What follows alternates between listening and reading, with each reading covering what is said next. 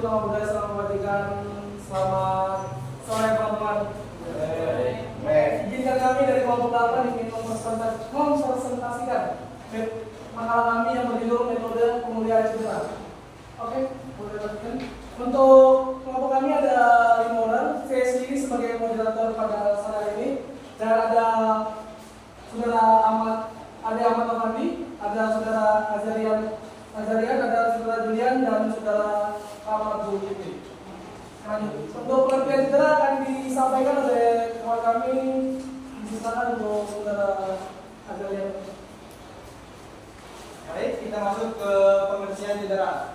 Cedera adalah kelainan yang terjadi pada tubuh yang mengakibatkan timbulnya nyeri, panas, bengkak, dan tidak dapat berfungsi baik pada otot, tendon, ligamen, persendian maupun tulang akibat aktivitas gerak yang berlebihan atau kecelakaan. Pada dasarnya, cedera dapat terjadi disebabkan oleh faktor dari dalam intrinsik. Cedera intrinsik ini biasanya dia itu contohnya itu seperti terkilir atau kesleo gitu dalam aktivitas kita sehari-hari. Dan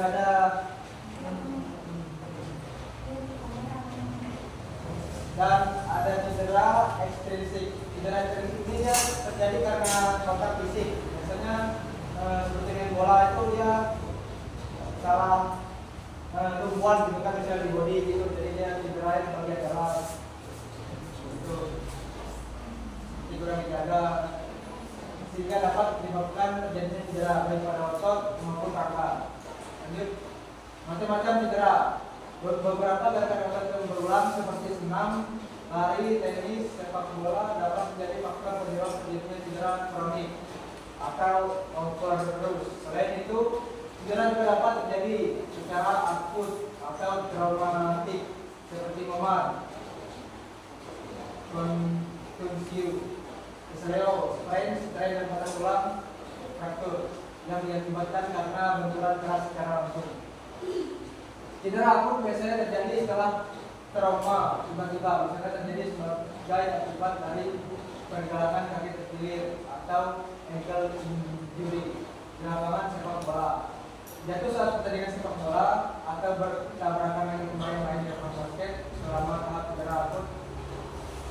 Jika terjadi pembengkakan, penanganan pertama harus mencoba untuk meminimalkan dengan perlakuan raise, yaitu dalam kurung raise, ice, compression, dan regulation,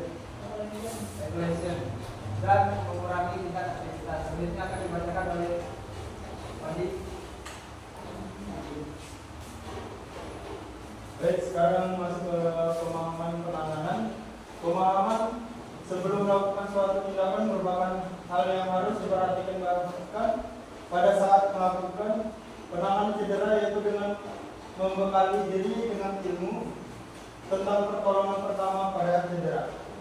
Ketika terjadi cedera memar, strain dan sprain saat berolahraga, terapi dingin sering digunakan bersama-sama dengan teknik pertolongan pertama pada cedera yang disebut. Masuk ke penanganan cedera menggunakan metode REST. Metode REST yang pertama adalah REST.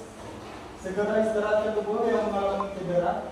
Cedera yang menimbulkan rasa nyeri adalah tanda bahwa bagian tubuh tertentu telah mengalami kerusakan.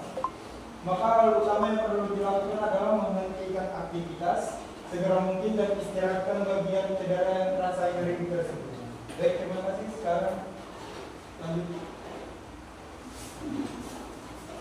Kemudian lanjut di AIS aplikasi dingin, memberikan tes selama 2 hari setelah cedera untuk mengisolasikan daerah cedera, mematikan ujung saraf sehingga mengurangi rasa nyeri. Jadi bagian tersebut di seperti gambar itu di aplikasi AIS untuk mematikan beberapa saraf-saraf yang terkena.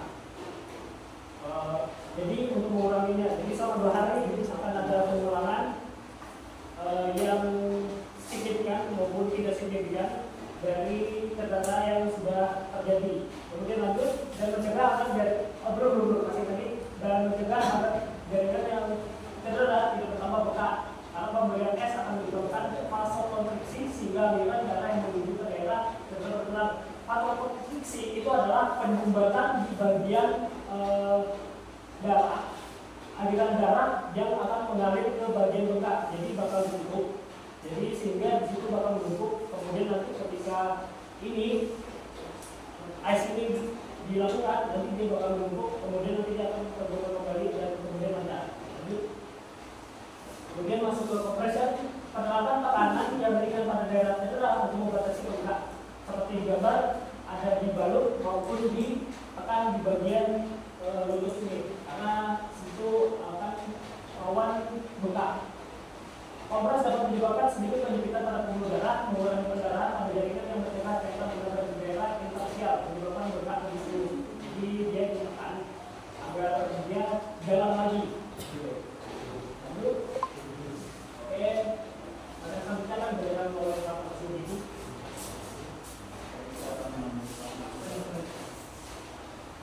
Baik, saya melanjutkan ada bagian yaitu lingkungan daerah. Oke. Selanjutnya ada bagian yaitu berusaha mengebelah bagian yang cedera ada di atas jantung untuk mengurangi kemungkinan terjadinya pembengkakan akibat darah dan peradangan. Dalam perawatan nyeri yang disebabkan oleh karena cedera, terapi ini dilakukan sampai pembengkakan berkurang. Terapi ini biasanya digunakan 24 hingga 48 jam. Ini bisa digunakan untuk mengurangi pembengkakan atau rasa nyeri di bagian area yang terkena. Kemudian ada tensogram, yaitu menggunakan kompresi untuk kompresi elastis selama 2 hari untuk mencegah pembengkakan dan kemungkinan pendarahan. Pembalut atau perban bisa digunakan untuk mengatasi cedera ini. Habis itu ada obat antiinflamasi yang steroid. Ya, obat ini bisa digunakan untuk mengurangi rasa nyeri dan meredakan pembengkakan. Oke. Selanjutnya adalah imobilisasi.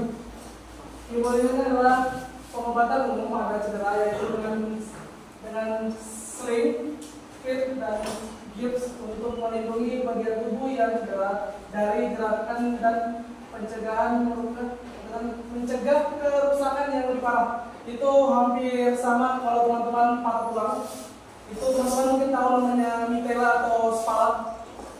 Untuk tidak sistemnya udah benar digerakkan posisinya supaya tidak bergeser lagi atau tidak kemana-mana dan menghambat pemulihan cedera, sistemnya akan dikasih itu papan buah namanya spalat dan dibalut oleh mitela. Kalau teman-teman tahu itu mitela kain. Tapi itu sementara doang untuk biasa di medis di perban atau tapi nggak terlalu kencang supaya nggak ada darah yang tersumbat. Sistemnya untuk mencegah supaya cedera itu tidak makin parah karena ada gerakan badan yang tidak bisa keluar dari jalurnya. Oke, selanjutnya ada operasi. Operasi itu pada kondisi tertentu tenaga ahli harus melakukan teknik operasi untuk memperbaiki cedera. Operasi biasanya dilakukan pada kondisi cedera tendon robek, ligamen, fracture pada patah kaki. Itu biasanya ya teman-teman patah kaki yang sistemnya kita sebagai orang awam yang tidak bisa sistem patah parah atau ligamen yang robek. Nah, nggak mungkin tiba-tiba harus dilakukan operasi secepatnya. Kalau kita sebagai awam untuk mencegah darahnya dulu baru dioperasi. Ini pencegahan untuk pihak medis supaya luka atau cedera itu tidak dibiarkan supaya tidak fatal akibatnya. Oke, lanjut ke terapi. Contoh terapi yang biasa diberikan yaitu arus air listrik ringan, gelombang suara, dan pijat. Itu ya teman-teman lihat sebelum kita lagi dalam masa pemulihan cedera, itu biasa terapi ini sering dilakukan oleh para atlet dan para orang yang ingin cedera itu lebih cepat sembuh. Oke, lanjut. Oke, pencegahan cedera olahraga. itu ada gunakan teknik olahraga yang tepat. Jenis olahraga yang berbeda membentuk gerakan dan postur yang berbeda serta persiapan yang berbeda juga. Kedua, gunakan perlengkapan dan perlindungan olahraga yang sesuai, karena sepatu dan perlengkapan yang sesuai dengan jenis olahraga untuk ukuran yang dan jenis sepatu yang tidak pas dapat meningkatkan resiko cedera. Ya teman-teman tahu, kita nggak mungkin main futsal memakai sepatu lapangan besar atau sepak bola. Itu risiko untuk sistemnya cedera kita akan lebih besar karena licin. Dan menggunakan alat-alat yang sesuai dengan olahraga yang kita mainkan. Jangan sampai kita lagi main futsal, kita main olahraga yang lain, nah itu bisa risiko cederanya lebih besar. Oke, lanjut. Jenis jangan berlebihan, sesuai instruksi olahraga dengan kemampuan diri sendiri. Maksudnya jangan berlebihan itu kalau kita belum bisa lakukan ini, orang bilang tuh jangan sosokan lah. Istilahnya jangan so tahu untuk melakukan lebih dari orang yang pernah atau pengalaman. Ketika pendinginan, mungkin teman-teman tahu sebelum kita selesai kita melaksanakan olahraga harus ada pendinginan supaya otot yang sudah kita latih supaya bisa cepat untuk pulihnya, supaya enggak risiko cederanya enggak besar. Lanjutkan aktivitas sesuai secara perlahan. Jangan terlihat untuk beristirahat dan merawat secara terlalu lama. Lakukan aktivitas olahraga kembali, namun dengan intensitas yang diatur secara bertahap. Oke, teman-teman, mungkin itu saja dari kelompok kami. Selebihnya kami mohon maaf. Mungkin teman-teman ada yang ingin bertanya, kami persilakan. Perkenalkan, nama saya Yusuf Pratama dari kelompok 6. Saya ingin bertanya tentang pengaplikasian terapi elektrik atau elektrikal. Ya, elektrikal.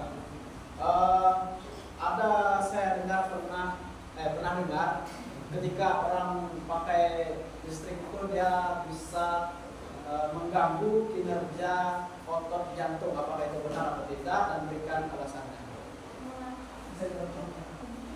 Saya ingin menjawab pertanyaan dari saudara Yosef untuk masalah terapi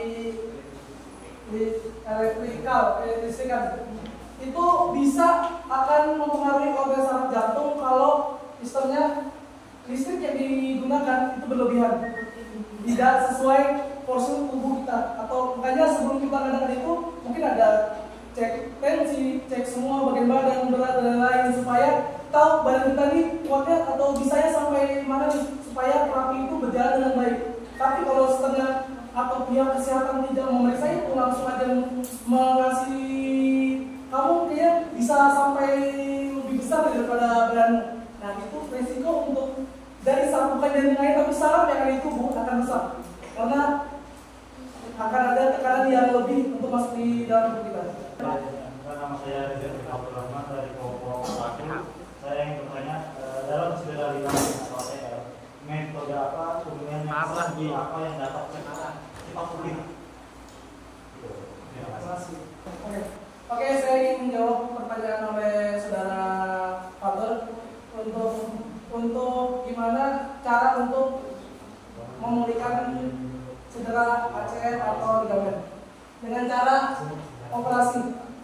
Kalau udah ACL atau ligamen yang putus atau rusak, solusinya untuk sembuh adalah langsung operasi supaya ligamen dalamnya dikasih biar bisa jatuh lagi. Tapi juga nggak ada waktu yang lama untuk pemulihannya, karena istilahnya memperbarui lagi apa yang sudah rusak atau yang putus. Oke, apakah itu bisa diterima? Ya, diterima. Terima kasih. Mungkin itu saja dari kelompok kami. Selebihnya mohon maaf. Untuk teman-teman, assalamualaikum warahmatullahi wabarakatuh. Salam Santi Santiyo.